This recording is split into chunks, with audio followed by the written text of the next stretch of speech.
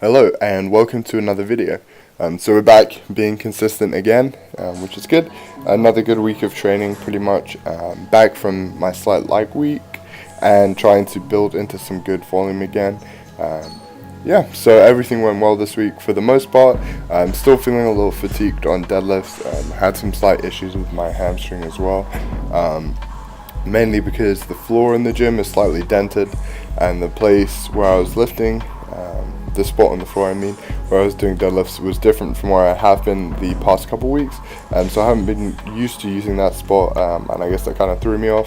I kind of got a little bit out of position on some of my pulls later on in the week, which hurt, which was a bit lame, but apart from that, all good. Hit my top singles pretty easy this week, 515 on pause squat, 640 on pause deadlift, and I think 364 on comp bench, although that was a bit rough. Had been having some issues with bench, but starting to find some more consistency again towards the end of the week.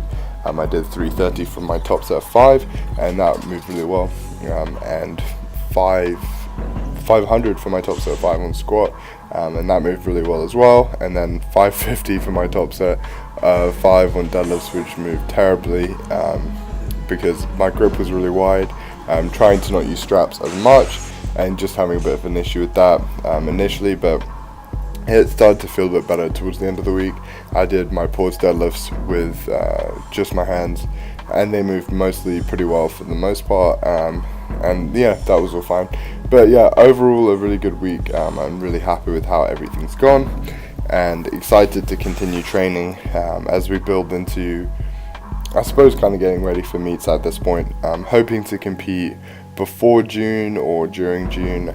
Not really sure at the moment. Kind of a lot of things still up in the air with where I'm going to be and everything like that. And as we're working towards doing USAPL Raw Nationals, obviously it's essential to compete in a meet that's going to qualify me for that. So I want to be making sure that I'm actually putting in the effort where it's necessary and not really wasting the opportunity to compete on something that isn't going to provide me with the requisite value. So I'm still trying to figure things out with that, so I'm not exactly sure where I need to be with my training, but that's why I'm just keeping the intensity pretty consistent. I'm not really trying to push too hard with that, but yeah, just making sure that there is a good level of intensity in my training right now, but also a strong amount of volume, so I have a good base to build from.